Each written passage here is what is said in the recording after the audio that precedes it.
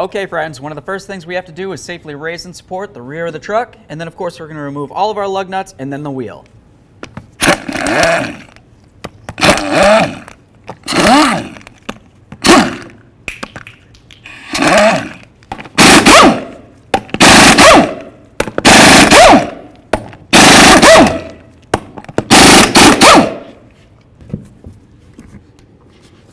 Do is go ahead and remove our caliper to caliper slider bolts. There's going to be 2 of them. We need to get them both out of there.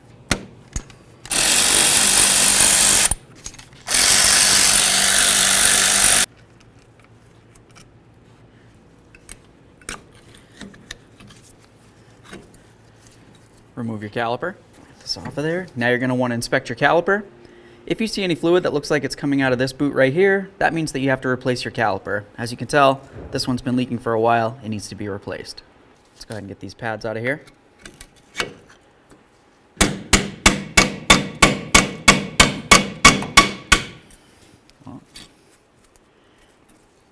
There we are.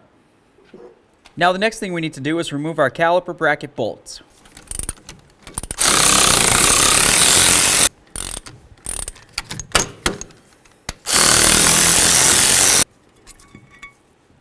Now the next thing we're going to do is take one of our lug nuts and start it onto one of the lug studs. After you've done that, let's continue on by removing the rotor.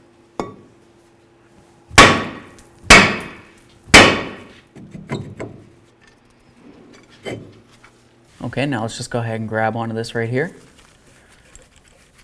I'm going to use some nice locking pliers and hold on to it. Right along here you're going to find a tab. We want to grab that tab and pull it so it's loosened. Now the next thing we need to do is separate these 2 ears so it relieves the e-brake cable. I'm going to go ahead and wiggle this until it breaks free. We'll slide the cable out of there. There we are. Alright. Let's go ahead and pull that out of there. Now the next thing we need to do is remove this e-brake cable from this bracket right here. We're going to want to squeeze on all those tabs and then draw this out and through this bracket. It's going to be easiest to do with something that looks like this because it goes around all the tabs at the same time. You could of course also just break off the tabs because we're not going to be reusing the cable anyway. Okay, once I have it squeezing all the ears, I'm just going to go ahead and grab onto the cable and draw it away from the bracket. As we slide it, I'll continue moving the tool down. That looks good. I'll get the tool right out of the way. And now we can get our cable out of the bracket. There we are. Now the next thing we're going to do is come right back here to the back of the backing plate. Let's go ahead and grab onto this cable and we're going to remove it from the e-brake pivot. Slide it right off of there. Now continue on with your tool and we're going to remove the e-brake cable from its bracket. I'm just going to go ahead and push down on all these.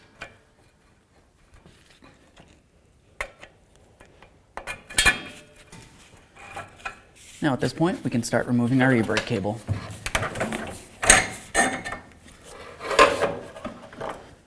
There it is, friends. Okay, now it's time to put on our e-brake cable. We've got the area with the little clip. That's going to be facing towards the front. Let's go ahead and slide it up through here. Now we're just going to take this, bring it through this bracket as well. Right through the backing plate. Bring the spring with it as well. Connect this on to the e-brake lever. We'll just draw out some of that slack. Okay, let's get this lined up with its bracket and then push it in. I heard some nice clicks. Double check to make sure all the ears are clicked in, and then of course it's on the e-brake pivot as well. Okay, now at the forward end of that e-brake cable, let's go ahead and put it through this bracket here. Slide it right on through. Now we're going to lock it in. If it's stiff, go ahead and use some pliers and just help it in. There we are.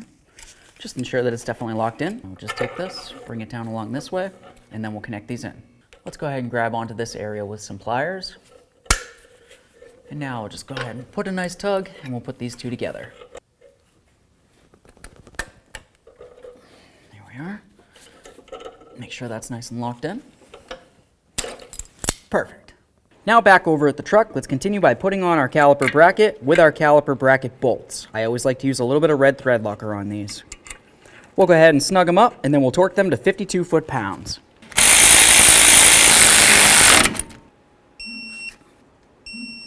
Okay, now it's going to be time to put on our brake pads. What you're going to notice is you have wear indicators on them. We want to essentially line these up so we have the wear indicators both facing on the same side here. Let's put the top area in, line up the bottom, and put that in as well. you should feel these be able to flow nicely. Do the same for the outer pad. That feels good. Now let's take our caliper, slide it right over those pads, push in on the sliders so we can slide the caliper over it, and then of course we'll put on our slider bolts with a little bit of red thread locker. Okay, now let's go ahead and snug them up and torque them to 23 foot-pounds. I'm going to hold the slider so it doesn't spin and snug it up.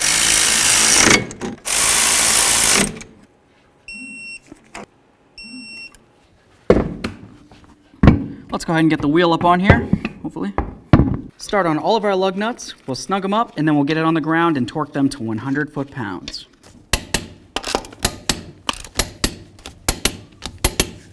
Torqued. Of course, if you have your lug nut covers, let's go ahead and make sure we put those on as well.